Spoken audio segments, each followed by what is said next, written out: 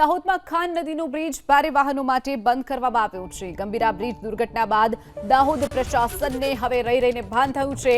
ખાન નદીનો જે બ્રિજ આવેલો છે જર્જરિત બન્યાનું પ્રશાસનને હવે ભાન થયું અને આ બ્રિજ ભારે વાહનો માટે બંધ કરવામાં આવ્યો છે। દાહોદનો જે ખાન નદી ઉપર આવેલો બ્રિજ છે તે ભારે વાહનો માટે બંધ કરવામાં આવ્યો છે।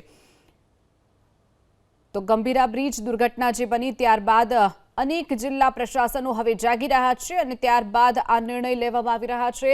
ખાન નદી પરનો જે બ્રિજ આવેલો છે જર્જરિત હોવાનું પ્રશાસને સ્વીકાર્યું અને ભારે વાહનો માટે હાલ પૂરતો બંધ કરવામાં આવ્યો છે। તો ગંભીરા બ્રિજ દુર્ઘટના જે બની ત્યારબાદ અનેક જિલ્લા પ્રશાસનો હવે જાગી રહ્યા છે અને ત્યારબાદ આ નિર્ણય લેવામાં આવી રહ્યા છે।